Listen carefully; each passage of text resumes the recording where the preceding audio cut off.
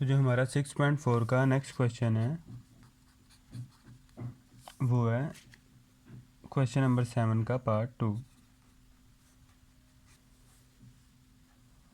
जो इसकी हमारी स्टेटमेंट है वो है a square minus b square comma b square minus c square comma c square minus d square are in G P if.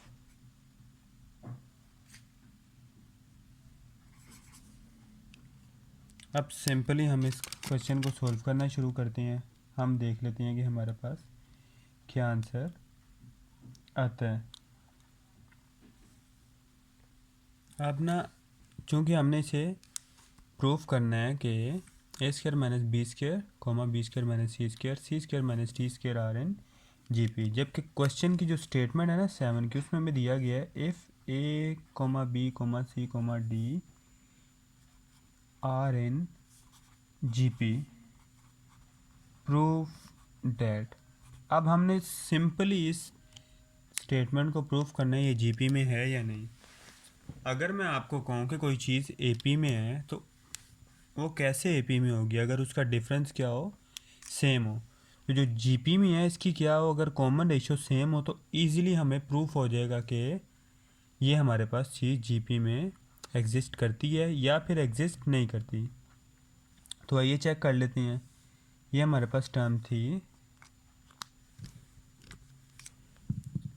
A1 A2 और ये A3। अब जो हमारे पास है सिंपल दो कॉमन रेशियो बनेगी, एक A2 ओवर A1 जो बनेगी B square minus c square over a square minus b square. जो दूसरी कॉमन रेशियो है वो हमारे पास क्या है A3 over A2 c square minus d square over b square minus c square. अगर तो हमने इसे जीपी में प्रूफ करना है तो ये दोनों कॉमन रेशियो के आंसर इक्वल आने चाहिए।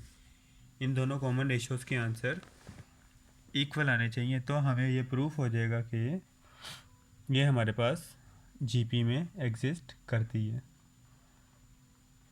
अगर आंसर सेम नहीं आते इसका मतलब है कि ये एग्जिस्ट उसमें नहीं करती, मतलब कि ये जीपी में नहीं है। अब जो हमें स्टेटमेंट दी गई थी ना a b c d are in G P, तो यहाँ से ना थोड़ी सी हम इनकी वैल्यूज़ फाइंड आउट कर लेंगे। A comma b comma c d are in G P. उसके बाद में नेक्स्ट हम कहेंगे so b over a is equal to c over b is equal to d over c is equal to k. मतलब ये जो तीनों हैं हमारे पास इसका इक्वल क्या आना चाहिए, एक कांस्टेंट आना चाहिए बी ओवर ए। फिर हमारे पास सेकंड कॉमन रेशियो बनती है सी ओवर बी, फिर थर्ड कॉमन रेशियो बनती है डी ओवर सी। ये सिंपल हमने कॉमन रेशियो निकाली है, कोई ज़्यादा इजी नहीं किया।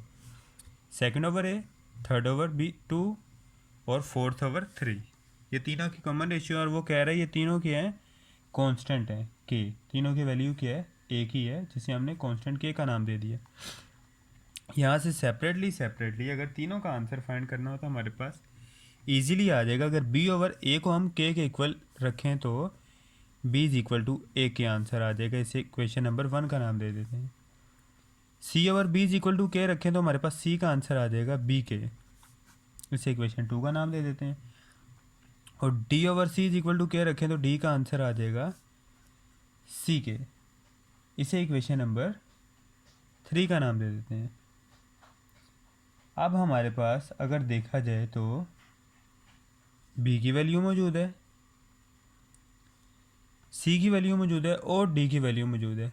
आइए इसे इसमें पुट करते हैं और अपने क्वेश्चन को प्रूफ कर देते हैं। अब इसे हम दो मेथड्स में या फिर दो पार्ट्स में डिवाइड करके प्रूफ करेंगे। ये एक ही बारी में प्रूफ नहीं होगा। पहले लेफ्ट हैंड साइड लेंगे, उसमें ये वैल्यूज़ पुट करेंगे जो हमारे पास आंसर आएगा, फिर राइट हैंड साइड में यही वैल्यूज़ पुट करेंगे जो आंसर आएगा। दोनों आंसर हमारे पास इक्वल होंगे। तो आइए लेफ्ट हैंड साइड से स्टार्ट करते हैं, या फिर ऐसा बेहतर है कि हम दोनों तरफ सेम इक्वेशन लेके चलते जाएं। इधर इसकी वैल्यूज़ पुट कर लें और दूसरी तरफ दूसरे की वैल्यूज़ पुट कर लें, तो जो भी बेहतर है। आइए हम सिंपल स्टार्ट करते हैं। अगर आप दूसरे तरीके से करना चाहें तो आमने सामने रख के भी इसे सोल्व कर सकते हैं। तो लेफ्ट हैंड साइड हमारे पास आ गया जी b square minus c square over a square minus b square. B की वैल्यू हमारे पास क्या थी, ए के स्क्र। सी की वैल्यू हमारे पास क्या थी, बी के, और इसका होल स्क्र आता जाएगा। ए की हमारे पास कोई वैल्यू नहीं थी, वो ए स्क्र की फॉर्म में ही रहा। और फिर बी की क्या वैल्यू थी, बी ए के का होल स्क्र। अब इसे मज़ीद सिंप्लीफाई कर लेते हैं। जब ए के का स्क्र ओपन हुआ तो ये आया ए स्क्र के स्क्र माइनस जब उसका स्क्र ओपन हुआ। अब हमारे पास जो सी की वैल्यू थी वो थोड़ी सी डिफरेंट थी। हम अगर देखें तो आइए जान लेते हैं वो कैसे है। इसके लिए हमें वापस पिछले पेज पे जाना पड़ेगा। अगर हम इसमें देखें तो हमारे पास बी की वैल्यू है ए के, ठीक है, सी की वैल्यू है बी के और डी की वैल्यू है सी के। अब सी की वैल्यू है बी के और बी की ऑलरेडी एक और वैल्यू मौजूद है, वो क्या है, ए के। तो इससे थोड़ा सा मज़ीद एक स्टेप होगा, सी इज़ इक्वल टू बी के की बजाय बी की वैल्यू पुट करेंगे, वो क्या है, ए के, और बी के आगे ऑलरेडी ए के और मौजूद था। तो ये सी की वैल्यू हमारे पास बन जाएगी ए के स्क्वायर। तो इक्वेशन नंबर 2 का हम नाम दे लेंगे इसे, और ये वैल्यू हमारे पास जो हमारे क्वेश्चन में काम आएगी। तो नीचे हम इसको भी थोड़ा चेंज कर देते हैं, इसे हम ए के की बी के की बजाय इसे हम ए के स्क्वायर कर देंगे। अब सारी वैल्यूज़ ही अगर देखा जाए हमारे पास ए के की फॉर्म है ए के ए स्क्वायर और फिर नीचे ए के। अब वो बी की वैल्यू इसलिए पुट हुई है कि ऑलरेडी हमारे पास बी की भी कोई और वैल्यू मौजूद थी। तो जब इसे सॉल्व करेंगे ये आ जाएगा ए स्क्वायर के की पावर 4 ओवर ए स्क्वायर माइनस ए स्क्वायर के स्क्वायर। अब देखा जाए ऊपर से भी ए स्क्वायर कॉमन आ रहा है, नीचे से भी ए स्क्वायर कॉमन आ रहा है, और ऊपर से के स्क्वायर भी कॉमन आ रहा है। तो ऊपर ए स्क्वायर और के स्क्वायर दोनों कॉमन आ गए, ऊपर बचा 1 माइनस के स्क्वायर। नीचे से सिर्फ ए स्क्वायर कॉमन आया, अंदर बचा 1 माइनस के स्क्वायर। 1 माइनस के स्क्वायर 1 माइनस के स्क्वायर से कट, ए स्क्वायर से गया, तो हमारा आंसर आ गया के स्क्वायर। अब ये हमारा लेफ्ट हैंड साइड का आंसर है। अब हमने ली right hand side. Right hand side हमारे पास थी c square minus d square over b square minus c square. अब सबकी वैल्यू पुट करेंगे। सी की वैल्यू थी हमारे पास ए के स्क्वायर का होल स्क्वायर आ जाएगा। अब डी की वैल्यू, अब चूंकि डी की वैल्यू हमारे पास यूज़ हो रही है, डी की वैल्यू में भी इसी तरह का एक कॉन्सेप्ट था। अगर डी की वैल्यू देखा जाए तो डी की वैल्यू हमारे पास थी लास्ट स्टेप में, थोड़ा सा हम इधर अपर साइड पे वैल्यूज़ ये देख लेते हैं। डी की वैल्यू अब हमने जो निकाली थी ना इक्वेशन में, वो थी डी इज इक्वल टू सी के, जबकि सी की ऑलरेडी हमारे पास एक और वैल्यू मौजूद थी, वो क्या थी, बी के। तो जब सी में वैल्यू उसकी पुट की तो हमारे पास आंसर आ जाएगा बी के square. D is equal to हमारे पास बी के स्क्वायर आंसर आ जाएगा, जबकि बी की भी ऑलरेडी हमारे पास वैल्यू मौजूद थी। अब बी की ऑलरेडी वैल्यू हमारे पास क्या थी, वो थी ए के। अब यहाँ पे फिर ए के पुट किया तो हमारे पास ए के क्यूब आंसर आ गया, किसका, डी का। अब यहाँ हमारे पास डी का आंसर आ गया, सी का हमारे पास सी स्क्वायर था, बी का हमारे पास सेम आंसर था। तो यहाँ पे और एक और चीज़ की हमारे पास अमेंडमेंट हो गई, वो किसकी, डी की वैल्यू में हमने वैल्यूज़ पुट करते करते जो एग्जैक्ट उसकी वैल्यू मौजूदा बनती है उस पर हम आ गए। ये हमारे पास ए के का होल स्क्वायर माइनस ए के स्क्वायर का स्क्वायर। जब इस सारी वैल्यूज़ को स्क्वायर ओपन करेंगे तो ये बनेगा ए स्क्वायर के की पावर 6, चूँकि यहाँ पे स्क्वायर था, ये बनेगा ए स्क्वायर के स्क्वायर माइनस ए स्क्वायर के की पावर 4। ऊपर से हमारे पास ए स्क्वायर के की पावर 4 कॉमन आ रहा है, अंदर बच रहा है हमारे पास 1 माइनस के स्क्वायर, और नीचे हमारे पास ए स्क्वायर के स्क्वायर कॉमन आ रहा है, अंदर बच रहा है हमारे पास 1 माइनस के स्क्वायर। 1 माइनस के स्क्वायर से गया स्क्वायर, ए स्क्वायर से गया, और के स्क्वायर के की पावर 4 से जब कैंसिल आउट हुआ तो हमारे पास सिंपल के स्क्वायर आंसर आ गया राइट हैंड साइड का। तो हम कह सकते हैं कि left hand side is equal to right hand side, hence proved, कि हमने प्रूव कर दिया इस बात को। अब हम करते हैं क्वेश्चन नंबर 8 इसी एक्सरसाइज का। अब क्वेश्चन नंबर 8 में हमसे कह रहा है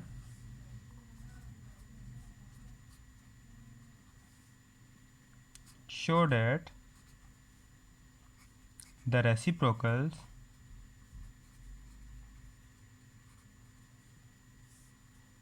of the terms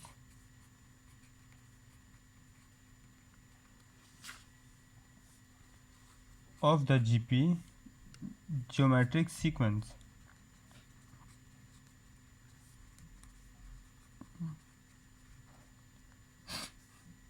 A1, A1 R square, A1 R4 from another geometric sequence.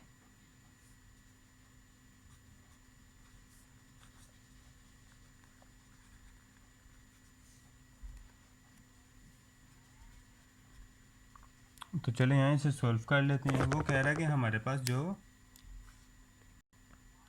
Value है वो हमारे पास ये है A1 R स्क्र, A1 R की पावर 4 कॉमा इंटू सोन। अब हमें इसके ये तो हमारे पास GP में है ही है, हमने प्रूव करना है जो उनके रेसिप्रोकल्स हैं वो भी GP में ही हैं। तो आइए स्टार्ट करते हैं सवाल। A1 R स्क्र, A1 R की पावर 4 इन GP या इस GP, तो हमें प्रूव करना है वी प्रूव डैट या we will prove that 1/A स्क्र कॉमा 1/, सॉरी ये 1 था, A1 R स्क्र कॉमा 1/A1 R की power 4 are also in GP। तो कॉमन रेशियो का हमें फॉर्मूला पता है, second term over first term. तो सेकेंड टर्म हमारे पास क्या थी इसकी, ये थी 1/A1 R स्क्र ओवर, अब ये सिंपल वैल्यू ही ओवर की फॉर्म में है तो इसमें हमारी कोई गलती नहीं।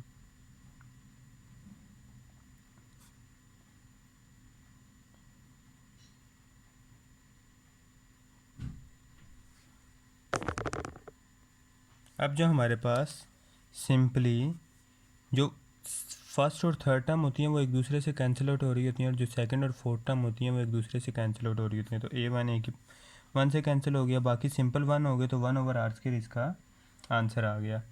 अब third term over second term कर लेंगे, अगर तो इसका आंसर हमारे पास कॉमन रेशियो का सेम आ गया तो इसका मतलब है कि सवाल सोल्व, हमें मज़ीद कुछ करने की ज़रूरत नहीं। वो क्या है, A1 R की पावर 4 ओवर 1/A1 R का स्क्र, A1 से कैंसिल हो गया, R स्क्र R की पावर 4 से कैंसिल आउट हुआ, तो 1 हमारे पास R स्क्र आंसर आ गया। तो ये हमारे पास AP में मौजूद है या नहीं, AP में ये हमारे पास वाकई में मौजूद है। तो हम यहाँ पे लिख देंगे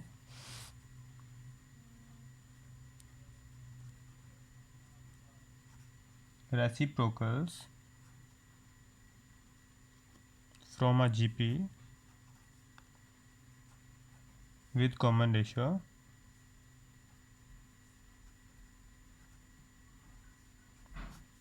(1/R स्क्र।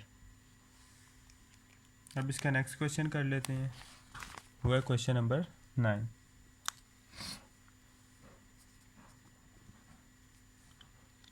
अब इसमें वो हमसे कह रहा है find the nth term, nth term find करो।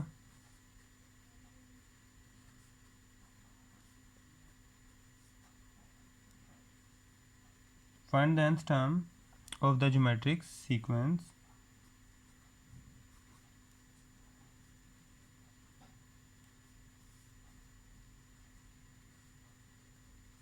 if A5/A3 is equal to 4/9 and A2 is equal to 4/9। वो कह रहा है ज्योमेट्रिक सीक्वेंस फाइंड करो, अगर A5/A3 की वैल्यू है हमारे पास 4/9 और A2 की वैल्यू हमारे पास 4/9। आइए इसे सॉल्व कर लेते हैं। अल्हम्दुलिल्लाह। तो हमारे पास जो गिवन है वो क्या है, A5/A3, इसकी वैल्यू है 4/9। और सेकंड चीज़ हमारे पास गिवन है A2, जिसकी वैल्यू है 4/9।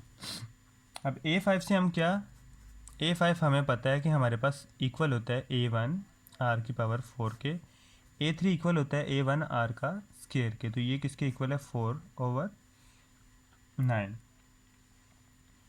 अब यहाँ से हम चाहें तो वैल्यू फाइंड कर सकते हैं। A1 से कैंसिल हो गया, r² r⁴ से गया, तो ये हमारे पास वैल्यू आ गई r² की। और अगर सिंपल r की भी निकालना चाहें तो हम निकाल सकते हैं। इसका जब स्क्वायर रूट लेंगे तो हमारे पास आंसर आ जाएगा 2/3 प्लस माइनस में। इधर दिखा भी देते हैं किस तरह। तो ये हमारे पास कैंसिल आउट होने के बाद प्लस माइनस 2/3 की फॉर्म में आंसर आ गया। इसे इक्वेशन 1 कह लेंगे। और सेकंड चीज़ हमें दी गई थी A2 = 4/9। A2 किसके बराबर होता है हमारे पास, A2 बराबर होता है A1 r = 4/9। तो इसे हम इक्वेशन नंबर 2 का नाम दे लेंगे। पुट इक्वेशन 1 इन 2। अब इक्वेशन 1 को 2 में पुट करेंगे, प्लस माइनस 2/3 A1 = 4/9। ये प्लस माइनस 2/3 उधर जाके भी प्लस माइनस 2/3 रहेंगे, क्योंकि एक प्लस माइनस हो जाएगा, दूसरा माइनस वापस प्लस हो जाएगा। लेकिन ये जो वैल्यू होंगी ये रोटेट कर देंगी, क्योंकि ये मल्टीप्लाई वाला उधर जाके डिवाइड होगा और डिवाइड वाला उधर जाके मल्टीप्लाई होगा। 3 1 3 3 3 9 2 1 2 2 2 4। आंसर आ गया हमारे पास 2/3 आया, फिर प्लस माइनस में। तो A1 की वैल्यू हमारे पास क्या आ गई, प्लस माइनस 2/3। इसे हम इक्वेशन नंबर 3 का नाम दे लेते हैं। अब आगे हमें पता है कि इसमें an की वैल्यू क्या होगी। इसमें A1 की वैल्यू है हमारे पास A1 r⁴n-1। तो नेक्स्ट पेज पे हम बाकी सवाल सॉल्व कर लेते हैं। तो जो नेक्स्ट हमारे पास सवाल है जिसे हम सॉल्व करते हैं, put equation 1 and equation 3 in this. तो आगे हम in this equation for A = 2/3 and R = 2/3। तो जब जनरल इक्वेशन में हम अपनी वैल्यू पुट करेंगे तो हमारे पास आंसर आएगा 2/3 और ये फिर 2/3 n-1। तो n-1 का मतलब है n से एक टर्म कम है, लेकिन n से एक टर्म कम है उसे 2/3 कंपनसेट कर देगा। इसकी वैल्यू भी तो 1 है ना, तो n-1 + 1 क्या हो जाएगा, खाली n। तो आंसर आ जाएगा 2/3 की पावर n। तो an की वैल्यू हमारे पास क्या आ गई, ये आ गई। अब ये थी हमारे पास प्लस के लिए, क्योंकि हमारे पास अगर आपको याद हो तो आंसर 2 आए थे दोनों चीज़ों के ही, आर के भी प्लस माइनस और इसके भी प्लस माइनस। अब पहले हमने ये प्लस के लिए सॉल्व कर लिया, अब यही हम माइनस के लिए यूज़ कर लेते हैं।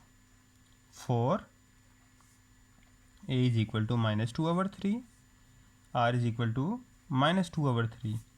तो इसके लिए an का आंसर आ जाएगा -2/3 की पावर 1 -2/3 की पावर n-1। फिर n-1 और +1 सिंपल n रह जाएगा, तो -2/3 की पावर n। ये हमारे पास अब यहाँ तक हमारा सवाल ख़त्म हो जाता है। अब इसके 2 सवाल रह गए हैं, वो हम नेक्स्ट पार्ट में कर लेंगे, क्योंकि वीडियो काफ़ी लेंथी हो जाएगी। अल्लाह हाफ़िज़।